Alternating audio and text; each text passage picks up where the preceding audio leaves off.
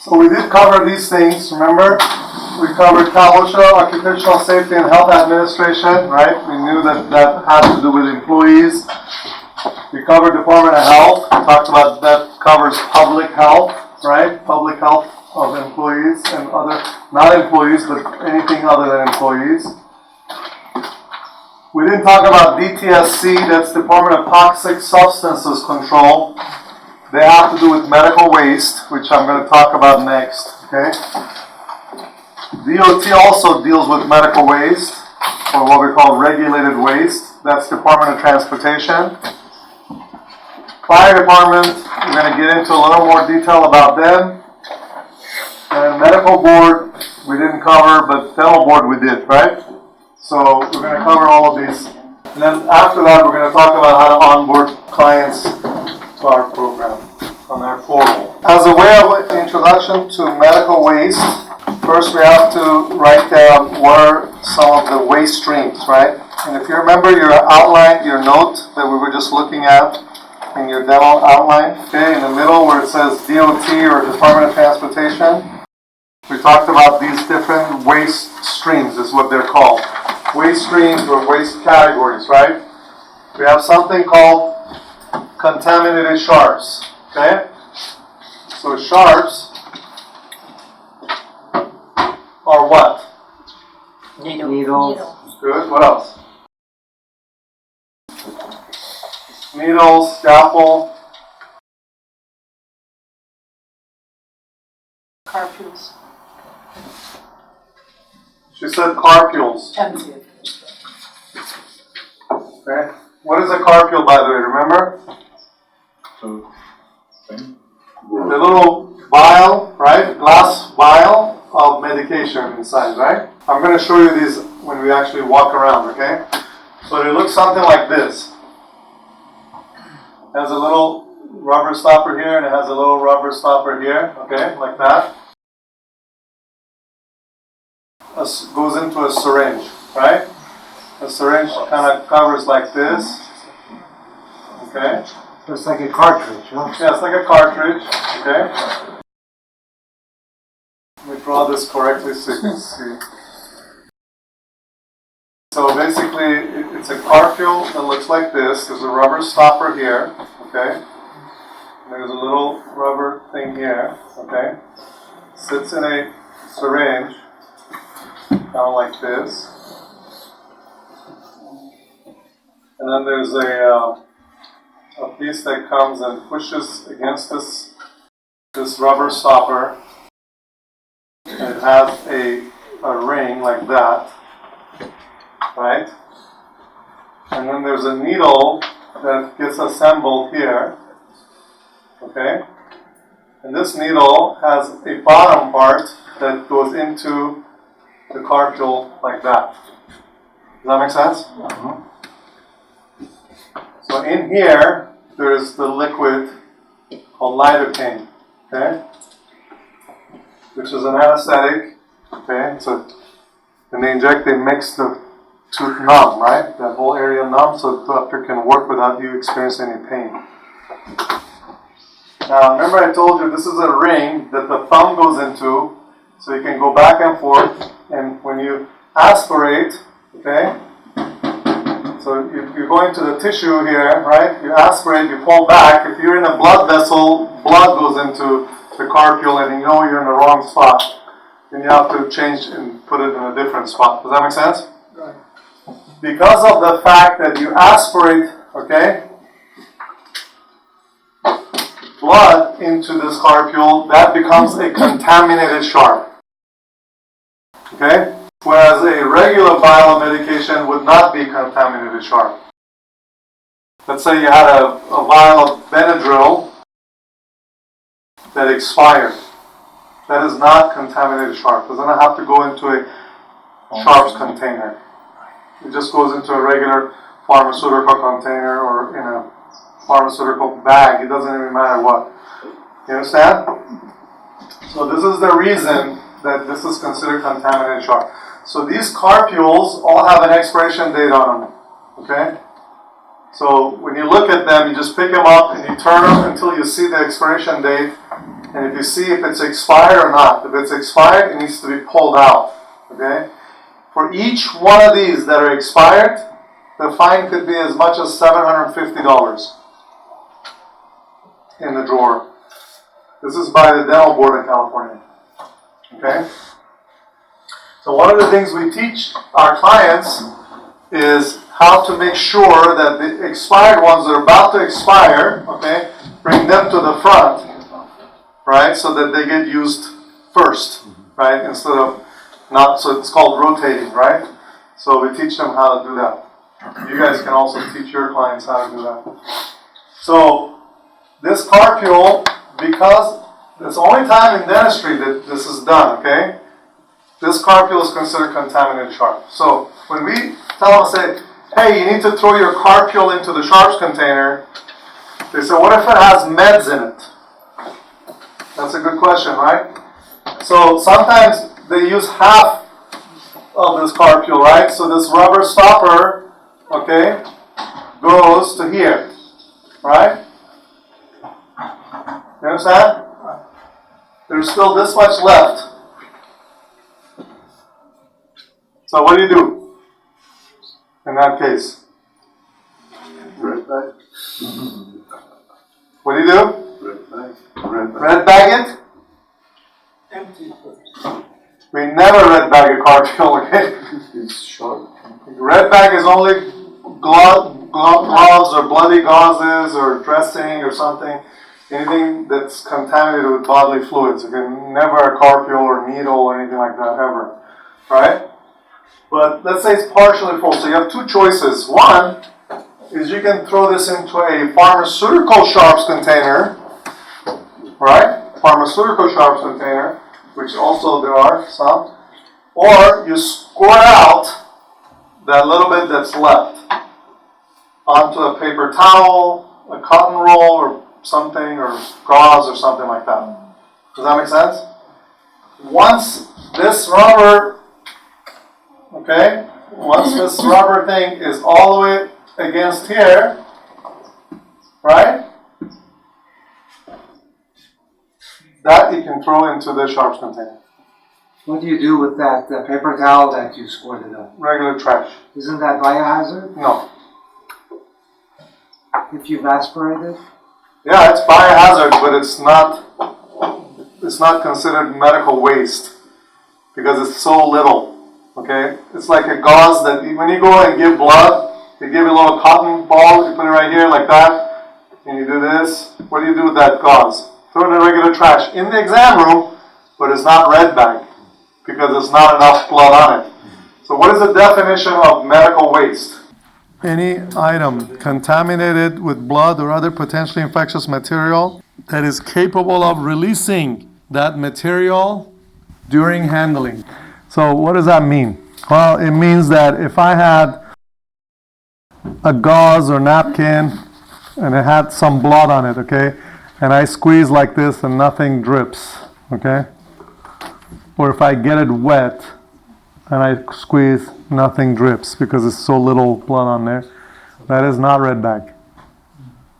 Okay, so it's got to be enough on there that it's either soaked already and I go like this, it drips, or if I get it wet, you can go like this and you can see blood dripping. Or it's got dried blood on it so much that it can cake, flake off. Does that make sense? All of those are red bag. So yes, there is some blood in there, but not enough to make it red bag. Does that make sense? Is saliva considered other potentially has infectious material? Pardon me? Is saliva considered No. other? No, saliva is not considered other potentially infectious material. What else is not? By the way, saliva, normal saliva. I'm not talking saliva in a dental procedure that has blood in it. Okay, like regular saliva is not considered potentially infectious material. Nasal discharge is not considered potentially infectious material. Tears, sweat, urine, and even feces is not considered blood-borne pathogen, potentially infectious material. Does that make sense? You can catch other diseases from some of these things like cold and stuff like that, but not bloodborne pathogens. Blood, spinal fluid, amniotic fluid, cranial fluid, cardiac sac fluid, knee fluid, all that kind of stuff. Synovial fluid. So carpules is definitely part of a what? Contaminated sharps because of the fact we aspirate blood in it. So let's go back to sharps. So we have needles, we have carpules, we have scalpel. What else? Fine. Yeah, files and burrs. Okay, what are files and burrs? They're like drill bits, right? Usually made out of like carbon or some diamond or something really tough. And it allows the doctor to do root canals, to, replace old amalgam fillings, fill up cavities, do all kinds of stuff. Do contouring of the tooth, preparation, all that stuff, right? It's all done with a handpiece and these little bits that they put inside the handpiece, and it, just like a drill bit, uses an air compressor that they control with their foot. It's like a little gas pedal like that, and it can go, it can control the RPM, and they use different RPM to do different things. Like when they clean your teeth, that's what they're using. You got it? So these are burrs. And they're disposable, right? No. They use it for every patient? No, they clean it. They sterilize them and use them again. Okay, so they wouldn't Until they go in the break. shops and- Until when they break. They go in the shops. That's right. Okay. When they break, no good, it goes into the sharps container. Or they're used too much, and they're not as sharp or effective anymore. They'll replace them. Does that make sense? Also, broken instruments.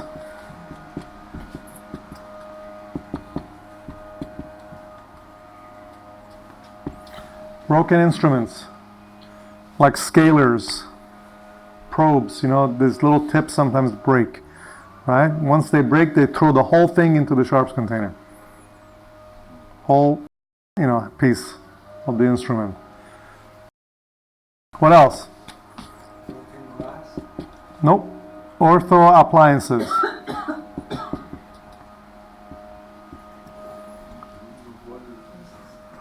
Wires, brackets, screws, all that kind of stuff.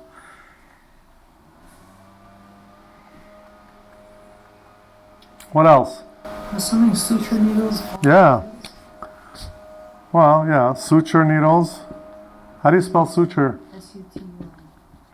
Suture needles, yeah. Also, blades. Like if you cut, you're stitching a cut with. It's usually like a round like that. So they use a hemostat and they push it through and pull it. Yeah, blade would be like a shaving blade, like a razor blade. Could be a straight razor blade, could be an X-Acto knife, right? Scalpel is a special blade for surgery only. It's got to be contaminated, meaning used in some kind of a procedure with the patient. Does that make sense? Like if doctor uses a personal shaving, blade, doesn't go into a sharps container. Or a broken lamp. Yeah, or a broken light bulb or something, no. Not contaminated. Does that make sense? So we already talked about red bags, right? Red bags are anything like a gauze, napkin, cotton roll, cotton ball that has enough blood on it they can release. Fair enough? If I had gloves on my hand and I touched a patient, does that go into a red bag? No. Blood? No. Touch blood? Yeah, but it's got to be dripping wet with blood. Like in surgery. You know what I mean? Like your hand is in the cavity of the body or something, right? But even if I touch a little blood, okay, or I'm changing a dressing and there's a little bit of blood on my glove, that's not red bag. Now, can they throw it into a red bag? Yeah, of course they can. But it's not legally required. Now, when you work in a hospital, If any of you ever get a job in a hospital, the rule in the hospital is anything that touches a patient is a red bag. But that's the hospital rule, not the government's rule. That make sense? So red bags. Pretty easy, right? How do they clean the water? You know, the one they spray clean. How do they filter the water? They disinfect the lines. They have a chemical. But the top, people. You know, Oh, they change that every change time, that yeah. for every patient? Every patient, yeah. The suction tip, yeah. Yeah, let's change it all the time, yeah. With every patient. That would be gross if somebody else was hurt. Yeah. Dr. John, you want to point? Yeah, the water is a water that you buy. It's distilled water. This is the regular distilled water that you get from Safeway. It goes in the bottle, but you have to. This was another big thing with environmental health was biofilm was growing on the dental lines, and they were worried that it would backpull into the city. So now we're not connected to the city anymore. Everybody has a bottle that they have to fill, and they connect it underneath the unit. And then they have to drain those lines between every patient in the morning and at the end of the day, so no bacteria can grow on the lines. You also put a pill in that water that shock treatments the lines as well. The tip, You change it. you change it. It's either disposable that you can throw away, it's plastic, or it's metal that gets autoclaved with the rest of the equipment. Does that tip go to the railroad trash? That is regular trash. Yeah, It's not yeah. sharp. Not sharp and it's not, It's like a straw. doesn't have any blood on it, necessarily. Even if it touched blood, it's not enough to be considered red bag. The majority of dentistry done does not produce enough. Yeah, matter of fact, there are hardly ever any red bag waste in the dental office. I don't Ever. have a red bag in my office. Yeah, Let's put it that way. And I do surgeries. yeah. And because there's so little blood that's ever produced from dental procedures that never is considered a red bag. Once in a blue moon, you may get a patient who's is a bleeder, you know what I mean? Like they're hemophiliac or something, or they've been taking Coumadin or something, like a blood thinner, and it just keeps bleeding and it's not stopping at all, right? That's when you need a red bag. So you always have some red bags there, but you never use it, basically. It's like once in a blue moon that ever happens, if ever. There was a point in time that you had said, this is 10 years ago, Mm-hmm. said it's okay to put a bloody gauze in a contaminated sharp container since it gets autoclaved anyway, Yeah, if you don't have a red bag. that's Does correct. That still apply? That is still applies, yeah. But remember, as soon as you put that gauze into that sharps container got to leave your office within 30 days. Oh, That's the problem with that. so don't put the bloody gauze. Well, either way, you still got to get it out of there in 30 days. Yeah, but it's a lot cheaper to get rid of the red bag than to get rid of the whole sharps container. Unless it's full already. Yeah, if it's full, that's a different story. If it's full, then yeah, so you have to make that judgment. So there's a time limit on sharps containers and red bags. So let me tell you what the time limits are. Sharps containers, when you see a sharps container, you'll see usually a container, imagine like this, okay? And it has a dotted line like this, okay? Usually 2/3 of the way up. Okay, this is the fill line. Okay, and it says do not fill above this line. All right, and usually there's like a hole here or whatever where you throw the sharps in, right? So you're not supposed to go above that line. So all the way up to this line, if it takes you 6 months, nobody cares. If it takes you 2 years, nobody cares. But as soon as it reaches that line, the clock starts. 30 days, gotta be gone. So what we teach our clients, which they love, and no other waste company teaches this, by the way, because they're greedy, is keep switching your sharps containers from room to room so that they all fill up at the same time. Because some rooms you use more than others, right? So they're filling up quicker. But before it reaches the fill line, like when it gets to about right there, switch them. so that all of them fill up at the same time. And when we go to pick up their waste, to us, there's no difference in cost to pick up 1 Sharps container or 5. No difference, or 10 even, right? Very little difference. The cost is the truck, the driver, the insurance, the gas, The number of trips. and the trip to there, yeah, exactly. Number of trips, each trip costs a certain amount. The amount of waste picked up is irrelevant usually. Does that make sense? So teach them how to conserve and not have so many pickups, where they can have 1 pickup instead of 4 a year. Does that make sense? Especially for a dental office, because you don't make any money on their waste anyway, right?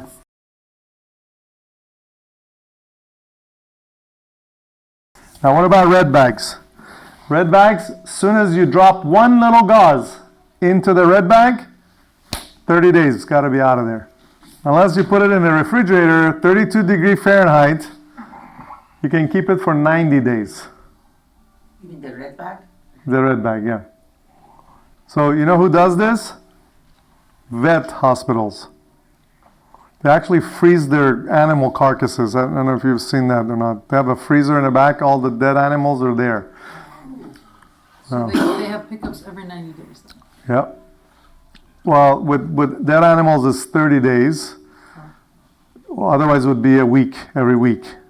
So imagine, so it's a 4-time pickup versus once a month pickup. But with red bags, they have red bags too. So they'll freeze all of them. And then red bags is 90 days instead of every 30 days. Saves, quite a bit of money for some people. But nobody usually does that. Does that make sense? So what else do we have on our list? We have pathological, right? So pathological, microbiological.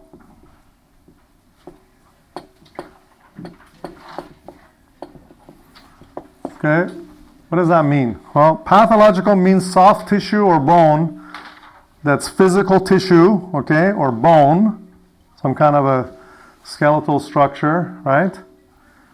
That's removed from a human source, not animals, human source, okay?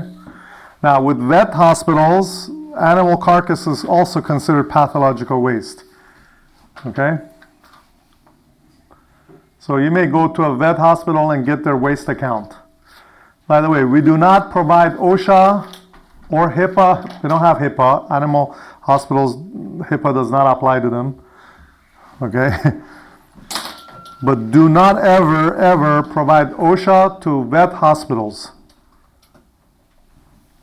Okay? It's the biggest waste of time and money and the worst nightmare you've ever had in your life. You know why? You get bitten all the time. First of all, I don't know if you've ever been to an animal hospital or not. It is the stinkiest, dirtiest, most horrible place you ever experienced in your life. And in order to do an inspection, you're probably going to throw up about 3 or 4 times. And it's the size of a hospital. Okay? It's like at least 10 times bigger than a dental office. And they don't want to pay half as much of a dentist. Waste of time. We used to do vet hospitals for quite a few months, and finally I just said no more. I don't want to do it. Okay? No OSHA for vet hospitals. Just sell them waste and IT. Okay, and HIPAA doesn't apply to them. So 2 things you can sell them is waste and IT. HIPAA doesn't apply. No, animal, who cares about animal charts? Oh, make sure we protect Phoebe's chart. No. What's that? The animal owner information. That's not HIPAA protected at all. Patient. No. You have a question? Oh. So they still need OSHA, right? They do need OSHA, yeah, but we're not going to do it. Not from us. I wouldn't do it. You want to take it on? Go ahead, man. And by the way, to do a vet hospital properly, just one inspection per hospital is like 8 hours. And they don't even want to pay like $200 a month. So it's just a waste of time. Does that make sense? So don't waste your time with it. But they're a great waste customer, great IT customer. Okay, go after that. Pathological could also be slides, laboratory slides. Okay, you know what I'm talking about, right? Sample tissue on a glass to look under the microscope. These are slides. Okay. So like pathological path labs. Is what Path labs, yeah, you're exactly, servicing. absolutely. Path labs are a great client for you if you find a good path lab. Okay, huge amount of waste, huge amount of waste. They also have a lot of chemical waste, huge amount of chemical waste, like formalin and isopropyl alcohol. I'm talking 50-gallon barrels. We can pick all that stuff up. That's a nice account. If you can get a good path lab, it's a good account. Yeah, their waste bill is like a couple grand a month, easily. You mentioned about pathological waste. Was animal parts as well? Yeah, animal parts is considered pathological waste, yeah. But technically it's not considered pathological. It's considered animal waste. They don't mix it with human pathological. This is human pathology. Animals is considered animal waste, okay? So When you say pathological waste, I'm just trying to be clear. You're not talking about a urine sample, blood sample, feces sample. You're talking about a tissue. tissue, yeah. Blood sample is considered also microbiological. Sperm sample is considered microbiological. Which is pathological waste, Yeah. not biohazard. Okay, listen. Pathological is tissue and bone. Microbiological is vials of blood, semen, right? Anything like spinal fluid, liposuction waste, all that stuff is considered pathological. Some of it is like petri dish, okay, is considered microbiological.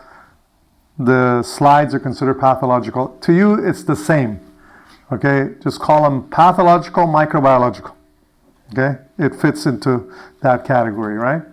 So we're not here to distinguish what is pathological, what's microbiological. You understand? But you kind of get the idea, right?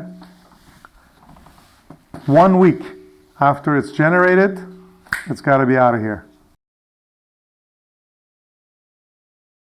Right? So if let's say for example, I remove tonsils, right?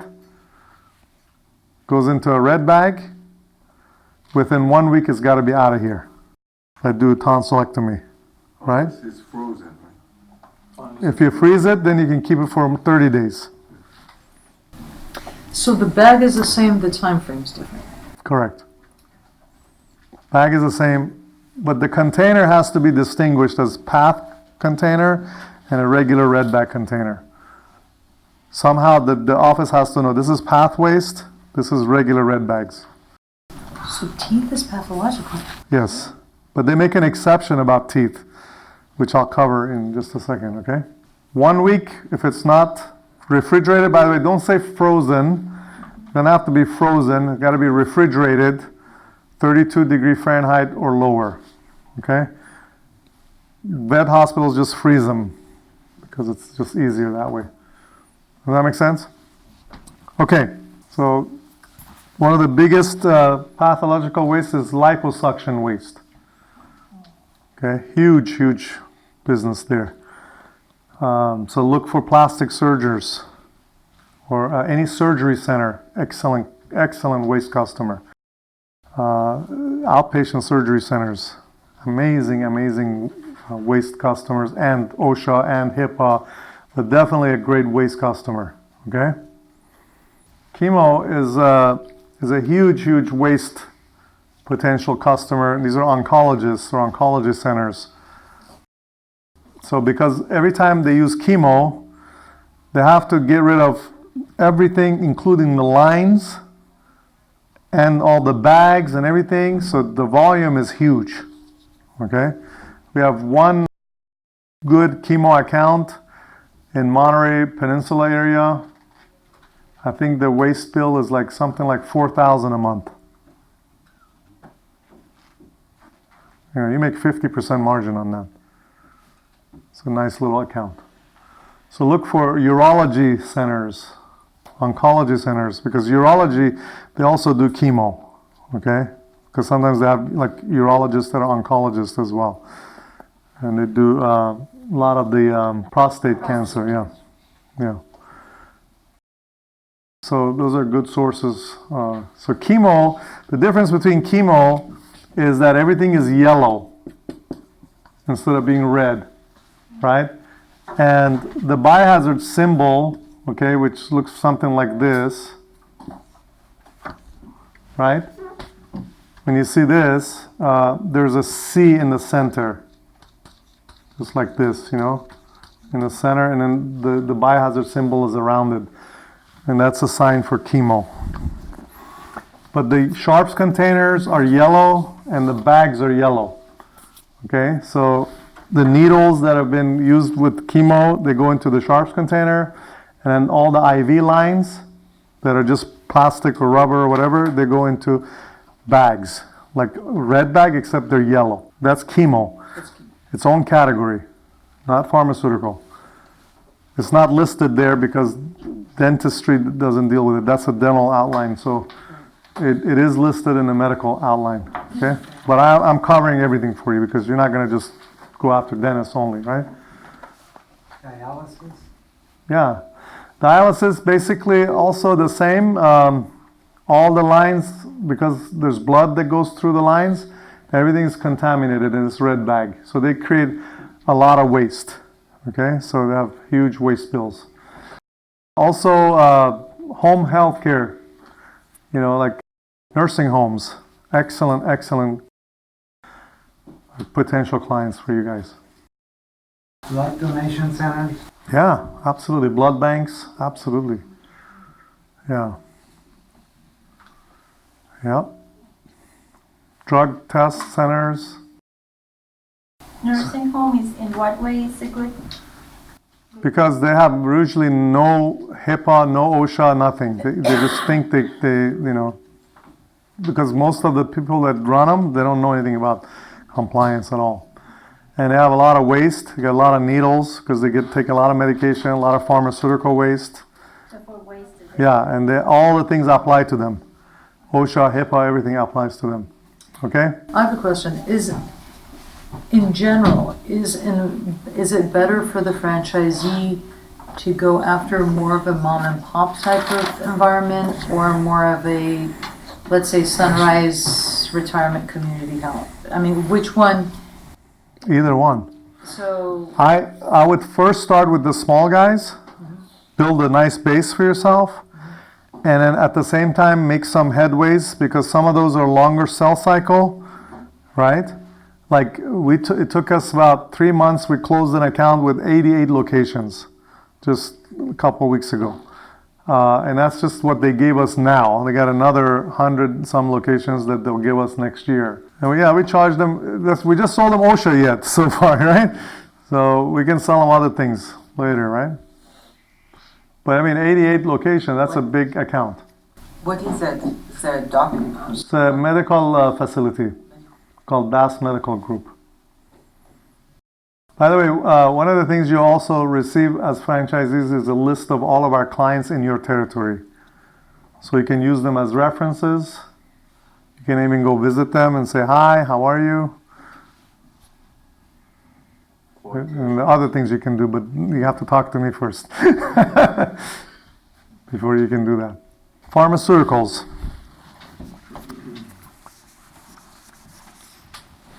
By the way, chemo, it's just like red bags, 30 days once it's generated, okay? Farm. So pharmaceuticals are usually expired meds or partially used meds that cannot be used again, right? So if that's the case, then you have to get these special pharmaceutical waste containers. And these days, all of them are considered sharps containers. So you can actually throw needles in there. You can throw, because in medical side, some of the medication come pre-filled in syringes, right? So they don't allow you to disassemble it. Just throw the whole thing in there, even if it's partially full. simple, okay? And this has to be picked up at least once a year. June? RCRA was Yeah, RCRA is part of pharmaceuticals. Let's say we call it RECRA. RECRA are type of medication that is considered controlled. They're not controlled substances necessarily, but things like Coumadin, nicotine, these are considered RCRA, which stands for Resource Conservation and Recovery Act. And the difference between RCRA containers and regular pharmaceutical containers usually is white and blue, okay? RCRA is black. So certain medications are listed as what we call RECRA or RCRA meds, and we do pick that up from certain doctors who use Coumadin and stuff like that. What is it, class 3 or? Yeah, like narcotics, right? Yeah, yeah. We pick up narcotics as well. Yeah, and again, the waste company that we use picks up all of those things, and they know exactly the kind of paperwork. There's more paperwork, and there's more stringent control over who's picking it up and who gets it when at the final location, and so everything is like watched so that nobody goes into the can and pulls something out and. But how do you dispose it in the first place? It's all incinerated. Everything's incinerated. Let's say I have a bag of morphine I want to get rid of. What? You call the waste company, they come, they bring you a special container, and they put it inside. Absolutely, yeah. Right then. Has to be done in front of the person and the doctor, and yeah, so there's a lot more to it than regular pharmaceuticals. So on medical waste, everybody obviously already has a service. So is our play only on cost, basically? Cost, service. One of the things that you'll notice is if you ask the right questions, for example, you ask a doctor, you say, okay, so what do you do with your amalgam waste? And he goes, what do you mean? There's a problem right there. Because the waste company doesn't tell them that amalgam waste is a separate type of waste, which I'm going to cover with you in just a second. Because the problem is not the waste company's problem, it's the doctor's problem. So what they do is they pick up amalgam waste as medical waste because it's cheaper for them, for the waste company, but the doctor is in violation. But if OSHA showed up and said, hey, what the heck you're doing, waste company is not in trouble at all. Doctor is in trouble. So that's one thing. So our sort of selling point for waste is not only we're competitively priced, but also we are first a compliance company, then a waste company. So as far as the regulation is concerned and how long you can keep a waste and what kind of container you have to have and how it should be labeled and all of those kind of things, we make sure those are done correctly to protect the doctor, not to just cover our own behind. Does that make sense? So that's a huge, huge selling point to doctors. At least the ones who care. Yeah, at least the ones who care, yeah. Our contracts are very easy too, you know. We don't hold the doctor hostage if they don't want to be a client, you know, of our waste service, right? I usually say, you know, month to month, unless you want me to give you additional 10% discount, you know, just promise that you stay with me at least a year, and that's good. You know, usually give them a discount and commit them to a year. But even after 6 months, he says, I don't want to use you, you're horrible, you know, service, your service was bad, you know, blah, blah, blah. No problem, bud. Hi. I let him go. I don't do what Stericycle did. You know, hold them hostage, because that's how you create enemies for yourself. And they're going to go tell everybody how horrible Enviramerica is. And sometimes we're going to get calls from your clients, okay, complaining about you to us. Okay? We're going to protect you, okay, and we're going to try to find a solution to resolve the matter. Okay? The goal here is not whose fault it was or who did wrong, is how do we solve the problem. So our goal is always to be solution oriented, right, versus looking into the problem too much. Does that make sense? And that's how you got to deal with your customers. If they call you and they say, hey, you know, you were supposed to be here at such and such a time and you didn't show up, and they're wrong even, right? Let's say, you don't argue with them. You say, well, based on my information, we had you scheduled for this time, but maybe we made a mistake. Apologize for that. When would be next time we can come and visit you? You know, we don't want you to be left without the protection. When can we see you next? So always try to be a solution-oriented versus a problem-oriented person, right? That's how you build a solid business, and people appreciate that. Because you're going to make mistakes, you're going to have some issues. It's how you handle those issues that are going to matter. That make sense? Let me talk about amalgam. Okay, amalgam is a mixture of metals, okay? What is an amalgam, Doc? It is mercury, zinc, and strontium, and one more metal that I can't think of. Angstrom. An angstrom, okay. So there's 4 metals, okay? You don't need to know all the names, but just remember one of them is mercury, right? Mercury is definitely the problem, right? So what ends up, amalgam comes in a little capsule that looks like a little football, like this, usually, okay? Something like this, all right? And, you know, there's some, inside there's some metals here and there's some things here, right? And there's a partition between the two, and right before they're going to use it, they have to put it in this thing. It looks like a little, it's like a little device, okay?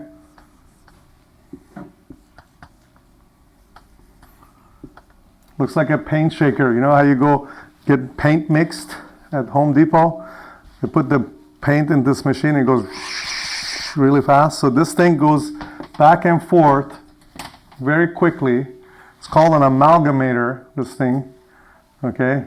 And it mixes the two sides of this little capsule together, breaks that barrier, and it's like epoxy, right? Mixes them together, right? Becomes like a paste, kind of a silvery grayish paste, okay? And then they use these little devices, look like spatulas or whatever. They pull the thing out and then they patch the hole, whatever they've drilled the cavity, they patch it, then clean it all up, and you have some excess amalgam.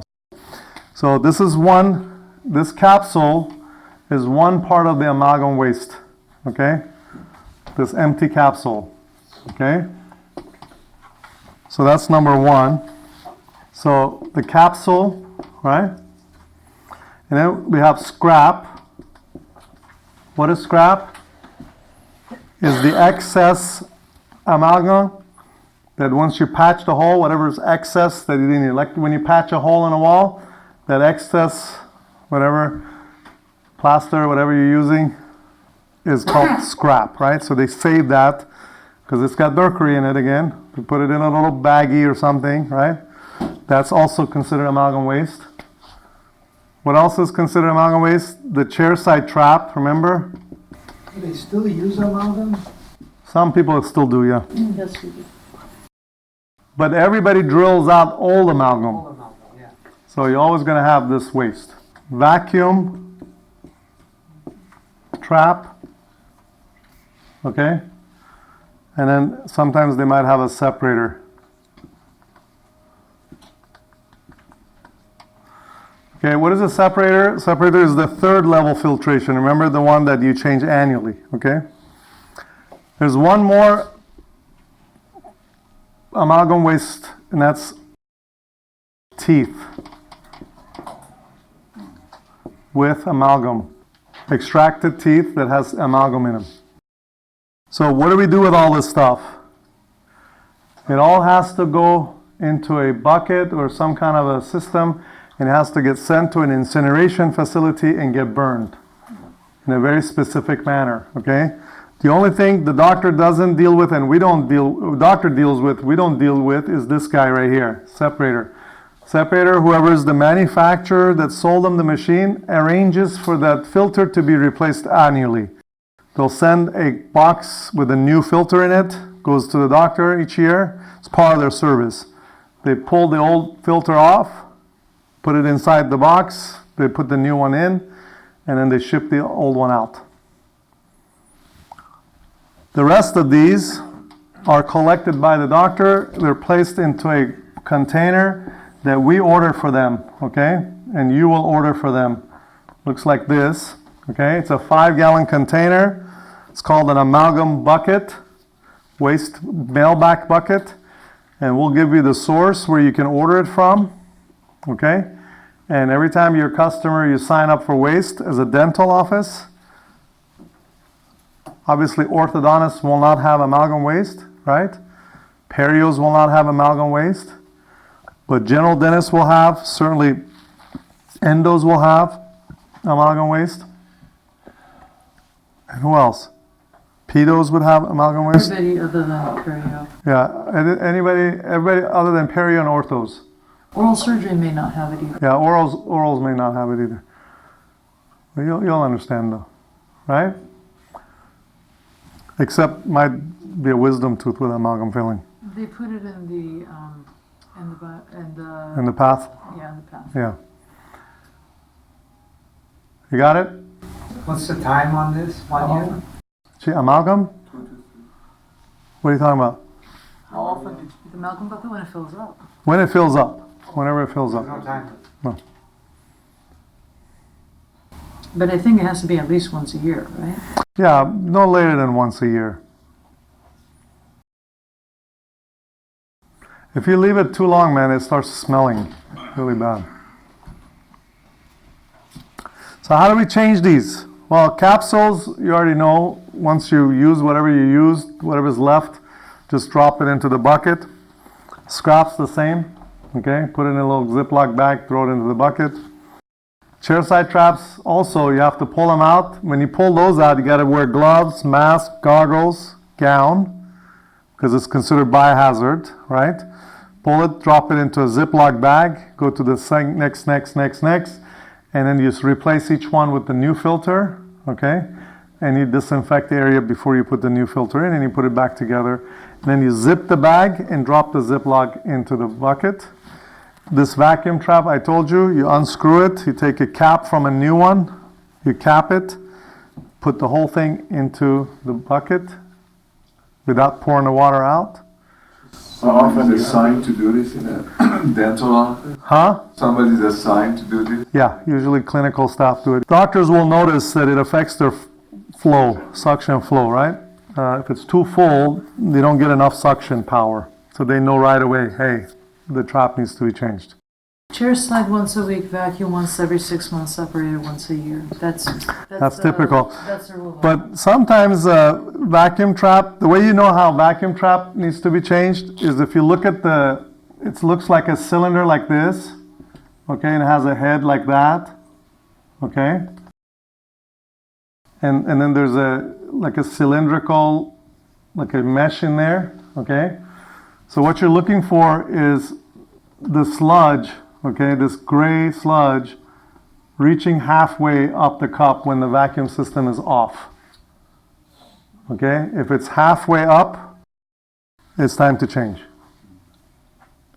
And you said that they have to wear full gear, basically. Yeah, because these two, this one and this one, are considered contaminated biohazard, as well as amalgam. Because it's all the stuff you suction out of the patient's mouth. Anyway, so that's amalgam waste. Okay, guys? Now we're going to talk about teeth.